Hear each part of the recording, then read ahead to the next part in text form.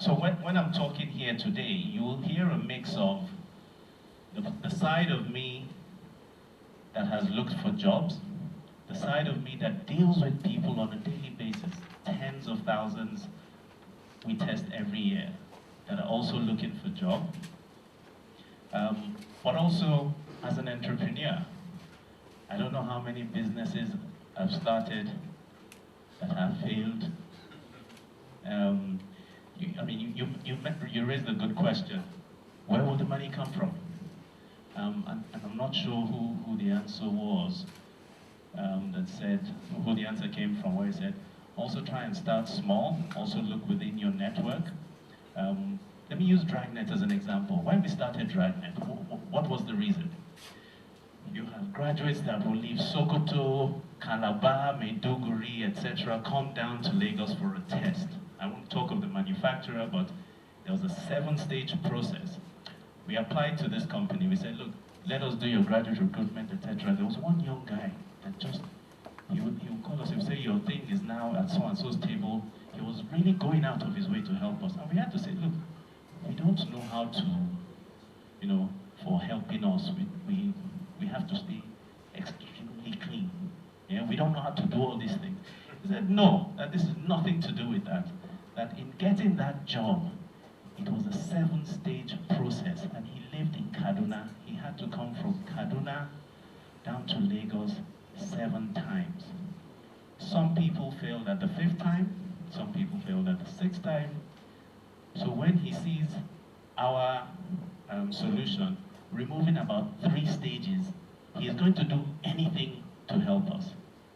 We eventually got that client, and some people are actually benefiting. So anyway, back to why we started Dragnet. We wanted to stop these graduates having to, if you're in Lagos, Abuja, but you are lucky.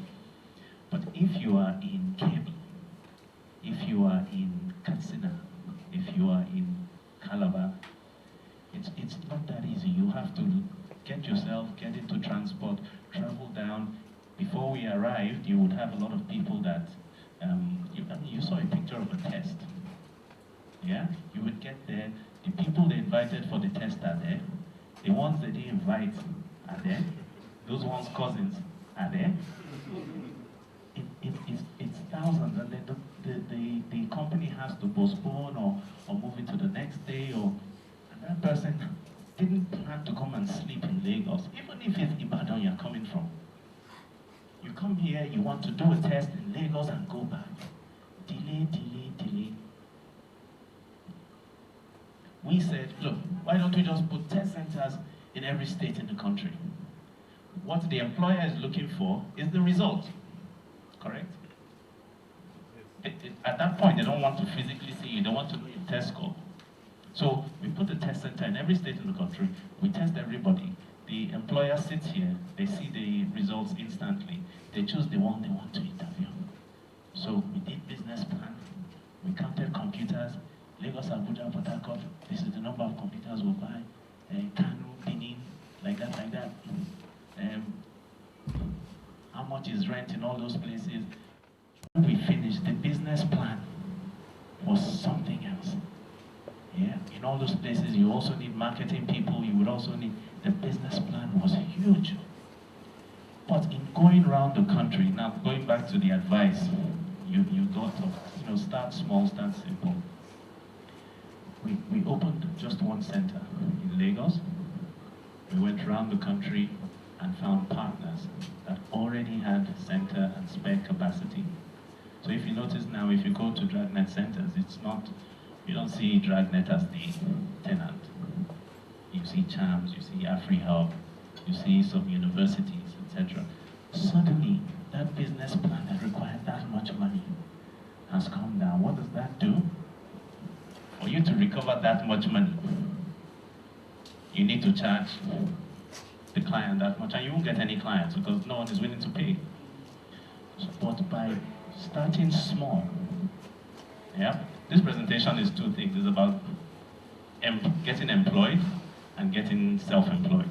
So that's why I'm spending some time just addressing that question. By starting small, it means your exposure is less, which means the money you need to recover is less, which means you can charge less, which means an employer, a client is more likely to then take your product. Yeah, so there's deep advice in what was said, because I've seen it happen. You start small, therefore you can keep your costs down, therefore you're more competitive. We have those same products here. How can you get those products? Because there's 160 million of these animals that need to be maintained. They all need to feed every day. What can you do? Yeah? What can you do in that? I know most people are accountants and financially whatever, but this is a general presentation for all Nigerian graduates. They need to stay healthy, disease-free. We saw the one on sanitation. If you go and you have a solution for that, you don't even need to leave Lagos. If you have a solution for sanitation, if you have a solution for making the gutters flow, if you have a solution that means sanitation is addressed, you will be employed for the rest of your time. To enjoy shelter from the elements, to be safe and secure, to win over tedium. Sometimes we get bogged down doing the same repetitive, tedious things. What can you do to bring a solution to that? To win over uncertainty and risk, to participate and socialize. This animal needs to do that. I talked about the different businesses I had. I once had a bar in Yaba. It did well for a few years, then it shut down. I enjoyed it because I had my main job. I was trying to, but that's identifying that this animal needs to socialize. It needs to go out, people need to go out, they need to go have fun, because the country is tough. Yeah? To reproduce our seeds, but also to control it. Yeah, so one of the biggest places where, don't quote me on this, but I think they say one of the main customers of Durex or something is Nigeria. Yeah, and where? Here's the thing, at the time they were giving it out for free, nobody was using it. But once they started charging for it, then the sales went up. The one that said, find more meaning. And don't for a second think this is chop belly full, so it's after when you're comfortable, then you start thinking of charity and benevolence. No, it's in you. It's already in you. A lot of you go and pay tithes thinking you're doing that. Giving back to society, working for a common good. We heard it, if you don't leave a legacy, I can't remember who said it, but I'm not so sure of that, but because not many, the labors of our heroes past shall never be in vain. Somebody launched a book, and at the thing I was saying, who are the heroes past? That the youth are not exactly clear about who these heroes are. So more people, more of you and I, more of anyone that wants to say they're Nigerian needs to start becoming these heroes. And heroism isn't, jumping in if Amroba is going to do something to somebody, you want to go and, that's not necessarily heroism, right? And win over selfishness. So, and all these things are about finding more meaning, meaning you've been doing the same thing. There must be more to life than get up at 5, get back at 11, then get up at 5, then on Saturday, hope Man United beats Arsenal, then Sunday church, obviously. Then, there must be more, correct? Some people are looking for this more. If your drive, let's use sanitation for example. If your drive is sanitation, sanitation is causing lots of problems to lots of children across Nigeria. If your thing is that and you want to address it, and you want to go and raise funds and put activity in place, there's people that are trying to win over selfishness, they're trying to be more charitable, etc. You will get all those people. Yeah, so whatever it is you want to do, the animal, the 160, there's enough of them that you can satisfy. They have a need. Kazubo, Director, Dragnet Solutions. So we came to support Suraj and the team in talking to Nigerian graduates about becoming more employable, etc.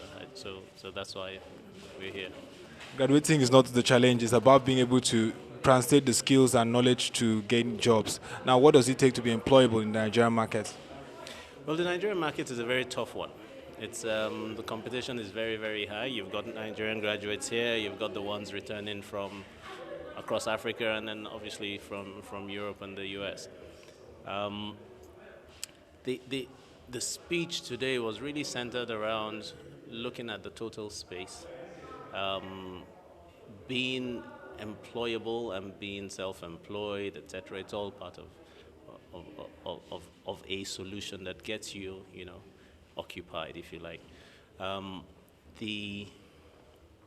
think the real message for the graduates was almost choose something you're passionate about.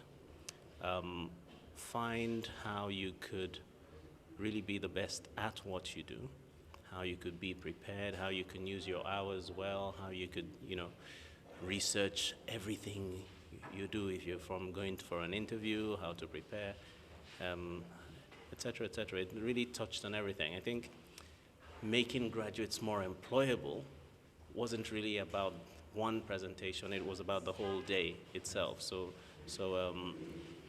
the Jaros Hub had pulled everybody, all the relevant parties together. You had Dragnet here, you had Accenture, you had several companies that could really impart some good advice. That's nice. We also saw that you had a partnership, if we to understand, an MOU with the NDE and NECA, which I believe is to help improve the employable situation for our graduates. Can you just briefly expand on that? Okay, the Grad Exchange is it's an MOU that has said, look, every graduate needs to be given a chance. Yeah. At the moment, you have large organizations have to screen or filter down to a small, manageable size. Then they test that number, etc. So rather than just test a small number, why not test everybody? So the NDE, Dragnet, and NECA came together. And we've been able to put a solution that pretty much does that gives every single graduate a chance, whether you got your first class, whether you got your 2-2, etc. So that's where we are. Thank you very much.